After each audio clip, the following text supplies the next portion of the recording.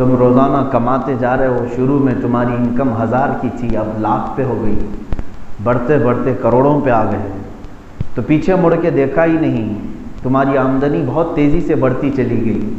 یہ بھی ایک مومن کے لیے خطرہ بن سکتی ہے، کیونکہ پھر اس کامیابی کو وہ یہ سمجھنے لگتا ہے کہ یہ میری اپنی خصوصیت ہے، میں اپنے بل بوتے پر اتنی بڑی بڑی چیزیں کما چکا ہوں۔ یہاں پھر سے اسے غرور و تکبر آتا ہے اور وہ خدائی دروازوں کو چھوڑ کر کے اپنے غلط دروازے بناتا ہے۔ ایسے لوگوں کا بھی ہم نے انجام دیکھا ہے۔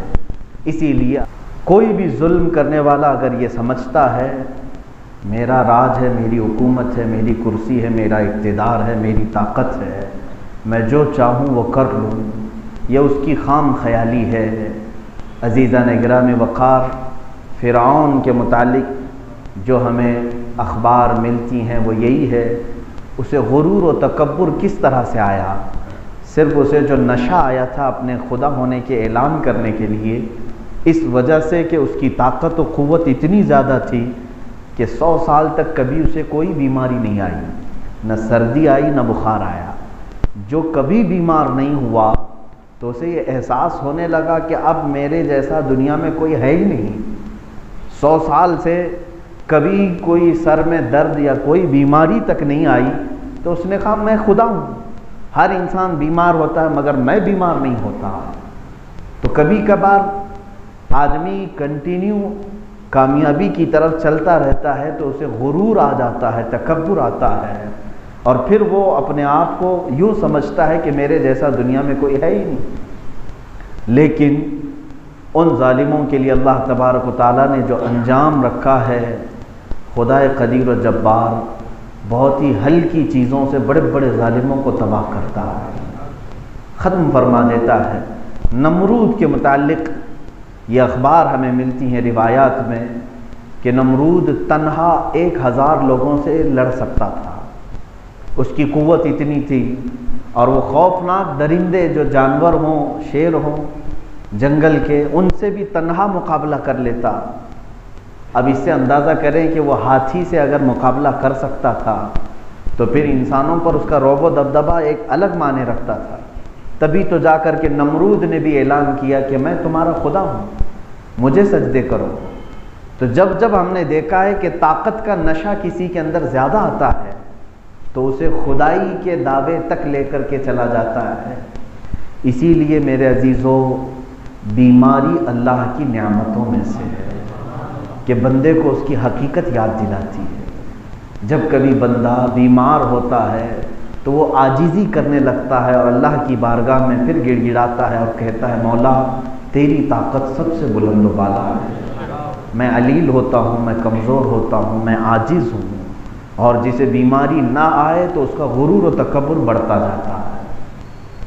اور کبھی مال میں جو خسارہ ہوتا ہے یہ بھی رب تبارک و تعالیٰ کی طرف سے ہے۔ تم روزانہ کماتے جا رہے ہو، شروع میں تمہاری انکم 1000 کی تھی، اب لاکھ پہ ہو گئی، بڑھتے بڑھتے کروڑوں پہ آ گئے، تو پیچھے مڑ کے دیکھا ہی نہیں، تمہاری آمدنی بہت تیزی سے بڑھتی چلی گئی۔ یہ بھی ایک مومن کے لیے خطرہ بن سکتی ہے، کیونکہ پھر اس کامیابی کو وہ یہ سمجھنے لگتا ہے کہ یہ میری اپنی خصوصیت ہے، میں اپنے بل بوتے پر اتنی بڑی بڑی چیزیں کما چکا ہوں۔ یہاں پھر سے اسے غرور و تکبر آتا ہے اور وہ خدائی دروازوں کو چھوڑ کر کے اپنے غلط دروازے بناتا ہے۔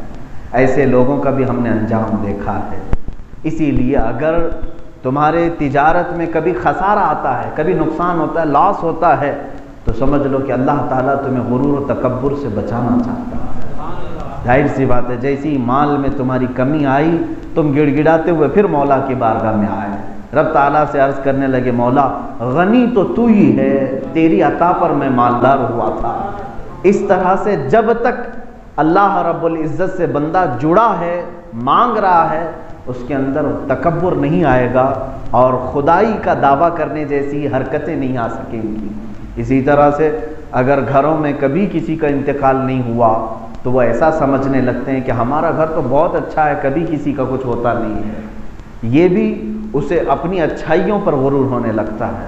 جب کسی کا انتقال ہوتا ہے، وصال ہوتا ہے، تو پھر دیکھیں اس گھر میں قرآن خوانی شروع ہو جاتی ہے، اللہ کو یاد کرنے لگتے ہیں، تو یہ دنیا میں جو کچھ بھی عارضے آتے ہیں ہمارے ساتھ، یہ رب تعالیٰ سے جوڑنے کے لیے آتے ہیں، مومنوں کے لیے، اور جو کافر ہیں وہ اور اللہ سے دور ہوتے ہیں ان حادثوں کے بعد۔ دیکھتے نہیں آپ، کافر کے اوپر اگر بیماری آئی تو وہ اپنے خدا کو گالیاں دینا شروع کرتا ہے، میں بھگوان کو اتنی چڑھائی چڑھایا تھا پھر بھی میرے بھگوان نے کچھ بھی نہیں دیکھا۔ ایسے ہمارے پاس بھی آئے کچھ لوگ۔ ایک خاتون آئی، غیر مسلم تھی، اس نے کہا کہ آپ کچھ بنا کر کے دے دیں، ہر سال میں جو ہے 12 کلو لڈو جو ہے ہمارے بھگوان کو چڑھاتی ہوں، پھر بھی میرے بچے بیمار ہو رہے ہیں، گالیاں دینے لگی۔ تو یہی حیثیت ہے، مکہ کے کفار بھی یہی کرتے تھے، آٹے کے بت بناتے تھے، اور جب بہت زیادہ شدت کی بھوک لگتی تھی تو اسی کو توڑ کے پکا کے کھا لیتے تھے۔ تو کافر کے لیے جب کبھی بیماری آئے تو وہ خدا سے اور دور ہوتا ہے، لیکن مومن کو بیماری آئے تو اللہ سے زیادہ قریب ہوتا ہے، فرق ہے۔ اور کافر کے مال میں اگر خسارہ ہوتا ہے تو پھر وہ پرانا جو بھگوان ہے اس کی مورتی ہٹا دیتا ہے، پھر نیا لاتا ہے، شاید یہ کام نہیں کرتا یہ کام کرے گا۔ لیکن مومن کے لیے ایسا ہے کہ پہلے 2 رکعت پڑھتا تھا تو خسارے کے بعد اب 10 پڑھنے لگ جاتا ہے، اللہ کی بارگاہ میں اور قریب ہوتا ہے۔